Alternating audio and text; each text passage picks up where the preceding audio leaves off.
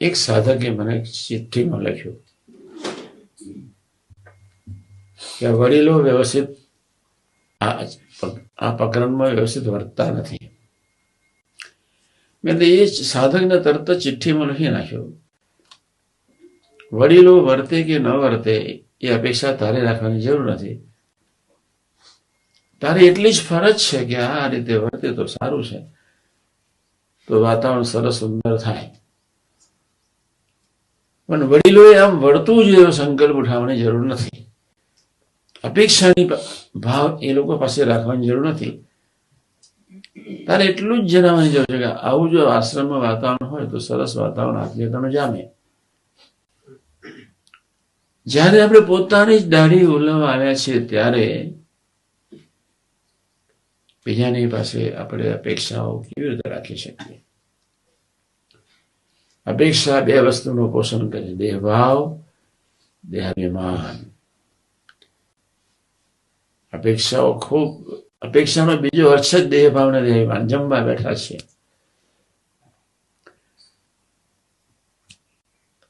તમને મન થઈ ગયું કે આપણને મળે તો સરસ, સંજોગો નથી મળ્યું, ને સંજોગો નથી ન મળ્યું. મળ્યું તો તમે રાજી થશો, ન મળ્યું તમે ઉદાસ થશો. એ બંને દ્વંદ્વો નકામા છે. અપેક્ષા ધારો કે થઈ, મળે તોય ઠીક, ન મળે તોય ઠીક.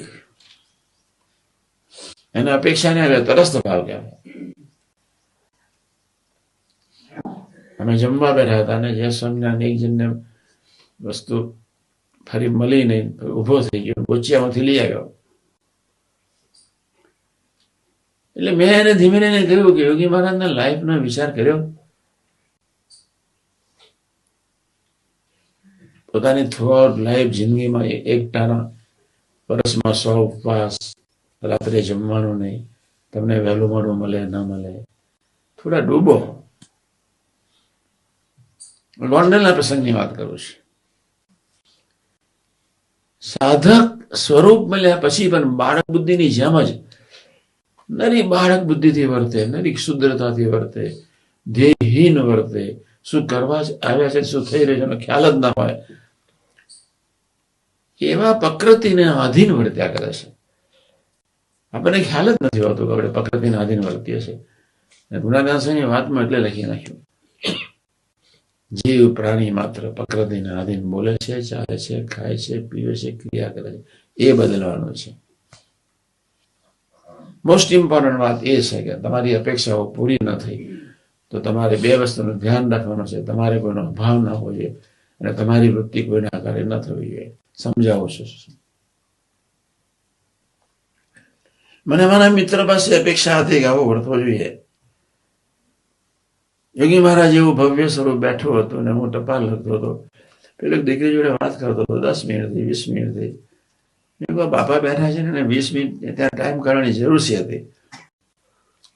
ગોંડલના ત્યાં આગળ ખૂણામાં દાદરા આગળ એક નાન ને ત્યાં જઈને ઉભો થઈને એક બૂમ પાડી. પેલા સાંભળીને મસ્ત હતો પ્રેમમાં. એની વાતોમાં સ્ત્રીને પુરુષ પ્રેમ હોય કે ના હોય, પણ એ દીકરો ને દીકરી એટલા મસ્ત હતા એટલે સ્વામીજી મારી બૂમ પછી આંખ ઉગાડી. સ્વામીજી આમ ઊંચું જોયું, ગુરુ આપણે બેસી જાઓ. ઇનડાયરેક્ટલી મને ઘણું કહી દીધું કે આવે કે ના આવે, વાત કરે કે ન કરે, સત્સંગ કરે કે ન કરે. તારા જીવમાં આ રીતનો અપેક્ષાનો સાત્વિક ભાવ રહેવો જોઈએ. મારી સાત્વિક વૃત્તિ હતી અને સાત્વિક ભાવે કરીને મને એમ રહેતું હતું કે મારા મિત્રો મારી રીતે આ રીતે સત્સંગ કરે, અહીંયા આવ્યા છે તો આ રીતે વર્તે. તમને કહેવાનો કંઈક કિંચિત હેત હોય તો અધિકાર છે, પણ અપેક્ષાની ભાવથી નહીં કહેવાનો. હું માઇક લઈને બેઠો છું તમે સમજી જાઓ એવા ભાવથી નહીં કહેવાનું. મારી ફરજ છે કે મારે મધ્ય 28 ને 41 પ્રમાણે તમારી સેવા કરવી જોઈએ, બસ મેટર એન્ડ્સ. પણ હું સમજાવી દઉં, તમે હસો, તમે સમજો, એ પ્રકારનો ભાવ માઇક મેન વક્તાએ ક્યારે રાખવાનો ન હોય. તમે રસોડાની સેવામાં છો ને કદાચ સંજોગો આધીન તમારો સાથી મિત્ર ના આવ્યો, તમારે એની પાસે અપેક્ષા રાખવાની જરૂર નથી. આ કોઠાની સેવામાં છે અને સાથી મિત્ર ના આવ્યો, તમારે અપેક્ષા રાખવાની જરૂર નથી. તમારે ભજન કરતા કરતા સેવા કરવાની જરૂર છે. અને ભજન કરતા કરતા સેવા તમે કરશો તો પ્રભુ તમારું તંત્ર ગોઠવી દેશે. કાં તમને બળ આપી દેશે અને કાં સાથી મિત્રોને મોકલશે. કાં તમને બળ મળશે, કાંઈની જરૂર જ નહીં પડે. યોગી મહારાજ બળ આપે તો એક વ્યક્તિ 40 સેવકોનું કામ કરી શકે છે. પણ આપણી અપેક્ષાઓ એટલી બધી છે, આપણે નિરવતામાં રહેવું છે, સંકલ્પ વિકલ્પથી પર જવું છે. ધરતીના દરેક માનવીના શરીરને જો મોટા મોટો રોગ વળગ્યો તો શરદી નહીં, કેન્સર નહીં, એડ્સ નહીં, કબજિયાત નહીં, જેટલા રોગ છે, ગેસ નહીં, એક રોગ છે સંકલ્પ વિકલ્પ. ગુણાદાસની વાતમાં લખી નાખ્યું, અમે તો સંકલ્પ વિકલ્પનો રોગ ટાળવા આવ્યા છીએ. એટલે આપણે પહેલી શરૂઆત કરીએ છીએ સાદા શબ્દથી. અપેક્ષા આનંદને ઓછો કરે છે. બહુ અગત્ય આ સૂત્રો જેને આપ્યા છે અને ગોલ્ડ મેડલ આપવો પડે. રવિશંકર મહારાજ, મિત્રની સાથે મૈત્રી રાખવાની છે, અપેક્ષા નથી રાખવાની. બરોબર સમજો, દરેક મિત્રની સાથે મૈત્રી રાખવાની છે.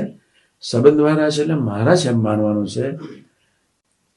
સંબંધ દ્વારા છે એટલે પ્રભુનું સ્વરૂપ છે, એની સેવાથી પ્રભુની સેવાનું ફળ મળવાનું છે. પણ એની પાસે અપેક્ષા નથી રાખવાની. અપેક્ષા એટલે સંકલ્પ થઈ ગયો, આગ્રહ થઈ ગયો, તો પછી એની અપેક્ષા પૂરી ન થઈ, અભાવ હશે, ભાવફેર થશે, બરોબરી બંધ રહેશે, અંતરાય ઉભો થશે, મીઠાશ જતી રહેશે, આનંદ ઓછો થઈ જશે. પછી એ ભજનમાં આવશે. જ્યાં અપેક્ષા છે ત્યાં લાગણી છે. અપેક્ષાના ઘણા અર્થ છે. બે મિત્રોની વચ્ચે અપેક્ષા એ લાગણી વેળા ઉભો કરે. આ શબ્દ ખૂબ ધ્યાન રાખજો. અપેક્ષા જયારે લાગણીમાં પરિણમે ત્યારે ભજનમાં એ વ્યક્તિ યાદ આવે. કોઈ વ્યક્તિ ભજન કરવા બેસે, જો મિત્ર એના ભજનમાં આવે તો એની પાસે કોઈ અપેક્ષાઓ છે તમને, એની પાસે કોઈ લાગણી છે, કોઈ હેત માયા દયા પ્રીતિનો તાંતનો છે. ભજન કરવા બેઠા એટલે જે સમજે આપણી દુનિયામાં મસ્ત નથી રહેવાતું. તો અનંત પ્રકારની અપેક્ષાઓ માનવ જાતિ પાસે સરાઉન્ડિંગ જેટલા છે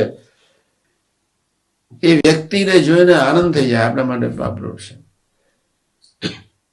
કોઈ પણ જાતની આનંદ દર્શનનું કરવાનું છે, આનંદ સેવામાં, આનંદ દર્શનમાં મેળવવાનો છે, આનંદ સેવામાં મેળવવાનો છે, આનંદ દાસત્વમાં મેળવવાનો છે, આનંદ મૂર્તિમાં મેળવવાનો છે. ધીમે ધીમે ધીમે ધીમે, ભલે અત્યારનું મારું પ્રવચન તમને સમજાય કે ન સમજાય, પણ તમારે આટલું તો નક્કી રાખવાનું છે કે જ્યાં અપેક્ષા છે ધીમે ધીમે ધીમે ધીમે ભાવ, અવગુણ, ભાવફેર, આંટી, અંતરાય, તિરાડ ઊભી થવાની છે. જ જ જ જ એક પાદિક સંત છે, બીજા પાદિક સંત સાથે અપેક્ષા ન રાખી શકે. પાદિક સંતે એની રીતે મધ્ય 28-41 પ્રમાણે સેવા કરવાની છે, અને પાદિક સંત મધ્ય 28-41 સેવા કરે તો એની અપેક્ષા ઉડી જાય છે. અને કદાચ જો પાદિક સંત બીજા પાદિક સંતને એટલું કહી શકે કે તમારા પ્રદેશમાં આટલું કરવા જેવું છે, બસ. પછી કરે તો બી ઠીક, ન કરે તો બી ઠીક, પણ સંકલ્પ વિકલ્પ પછી એને સૂચન કર્યા પછી ન ઉઠે, એને નિરપેક્ષ ભાવ કહેવાય. અને સંકલ્પ વિકલ્પ રાચીએ એટલે જય સ્વામિનારાયણ, ત્યાં નિરપેક્ષ ભાવ ખતમ થઈ ગયો. નિરપેક્ષ ભાવ જયારે ખતમ થઈ ગયો ત્યારે મધ્ય 28-41 સેવાની પૂર્ણ થઈ ગઈ. છેલ્લા 5 અને મધ્ય 50માં તમારી ક્યારેય એન્ટ્રી નહીં આવે. સૌના લેવલે સમજવા માટે પ્રયત્ન કરજો. મારા મિત્રે આમ વર્તવું જોઈએ છે, એ બી અપેક્ષા આપણે નથી રાખવી.